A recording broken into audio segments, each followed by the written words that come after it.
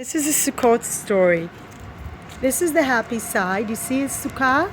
You have the symbols of the holiday, etrog, love, and usually on top there's like green. This is a sukkah. You'll find this in a lot of places here. Sukkot is the holiday of the booths, where you relive the coming out of Egypt, not only in Passover.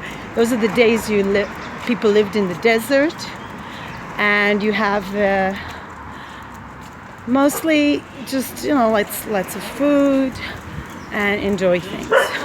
So our story starts with a group of people that took over a synagogue, an abandoned synagogue.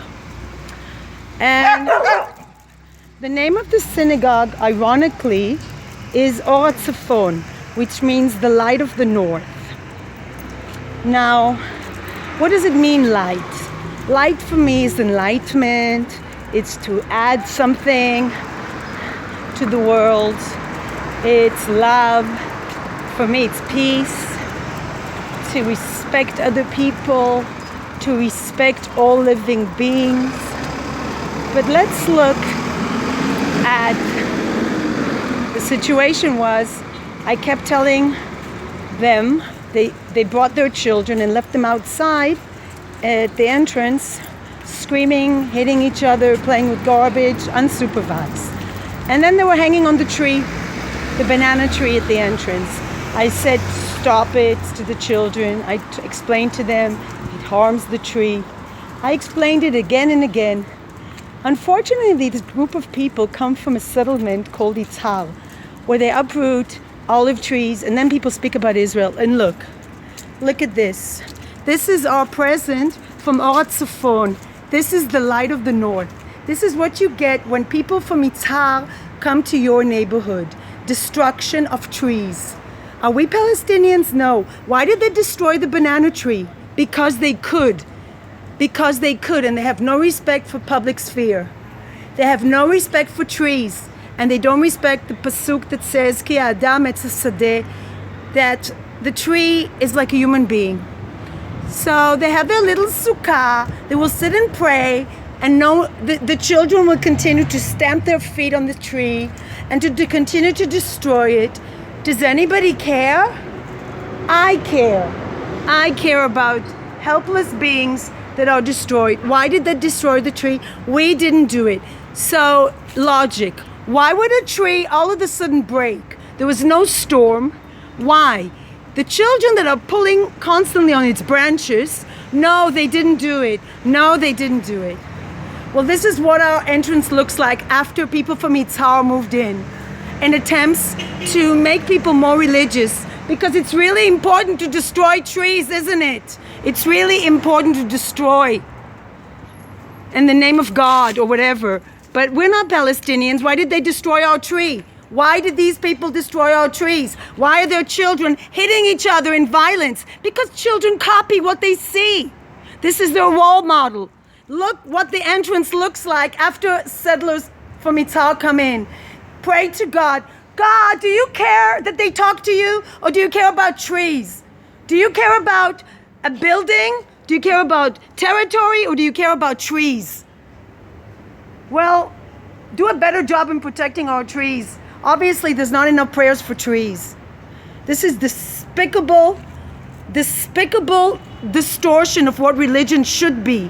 And I want to show you this. What happens here in north of Tel Aviv happens all over Israel.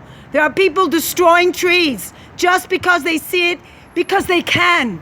It's nothing to do with politics. These trees didn't vote for Gantz or Kahol Lavan. They're not left or right wing politically.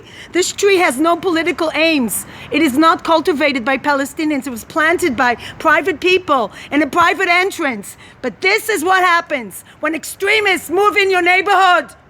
Expect destruction. Expect disrespect of public sphere. And expect nobody cares. Because nobody cares. But I care. And I'm a somebody. So I say this stops right here. I inform the police, I inform the municipality, and I will inform the rabbinical ministry as well. We cannot have extremists destroying religion as well. Judaism is not about destroying trees. It's not about destruction. It looks like a hurricane came over. A hurricane. And it got worse, actually. Now its 2 branches are destroyed.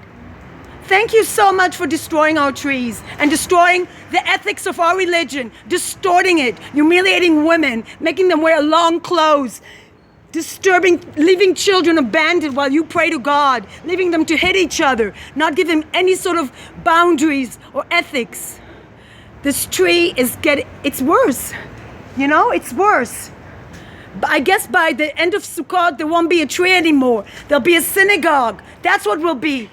A monument of the distortion of religion. This is not Judaism. This is not Judaism. This is a sect of devil worshippers who seek money and seek to take over places that they don't belong. This is not the Holy Land for them.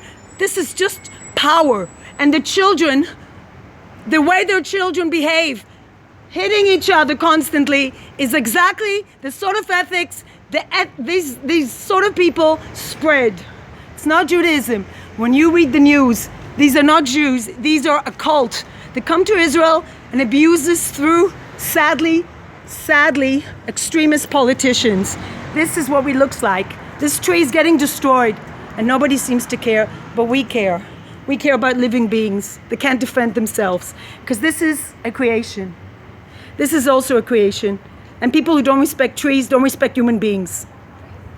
And people who don't respect human beings cannot respect God, because God is about respect.